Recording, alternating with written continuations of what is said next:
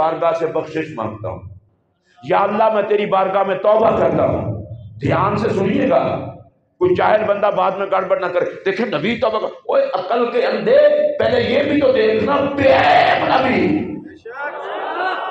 سیرت پاک، صورت پاک، اور وہ کہ یا اللہ میں بخشش مانگتا ہوں، میں توبہ کرتا ہوں۔ تو پتہ ہے اس کا جواب کیا ہے؟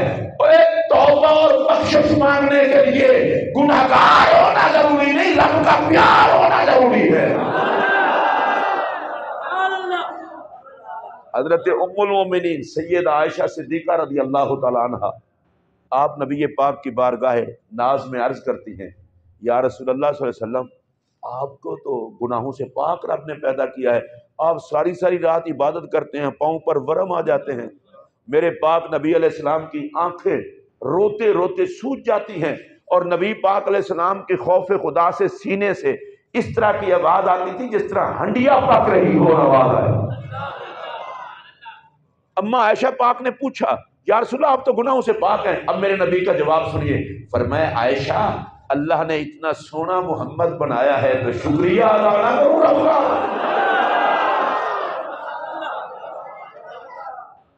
استغفار توبہ اور عبادت کے لیے گناہگار ہونا ضروری نہیں، رب کا پیار ہونا ضروری ہے۔ اور جامع مسجد غوثیہ میں جمعہ کے اجتماع میں بیٹھنے والوں، یہ جملہ دل کی تختی پہ نوٹ کر لو، اور بھائی توبہ اور استغفار بندے کو اس لیے بھی کرنا چاہیے کہ خود خدا بندے کو عام صفوں سے اٹھا کر پیاروں کی صف میں شامل کر دیتا ہے۔ تو جس اچھے کام کے کرنے سے بندہ خدا کے محبوب میں شامل ہو، اس کو کرنے میں دیر کیوں ہے؟ کس نے لیٹ کر دیا آپ کو؟ کیا تاخیر ہو گئی؟ اور اس کے لیے رب کوئی بیٹھ کے نہیں نکلواتا توبہ کے لیے، فرمایا الندامت توبہ، شرمندہ ہو جانا یہی توبہ ہے۔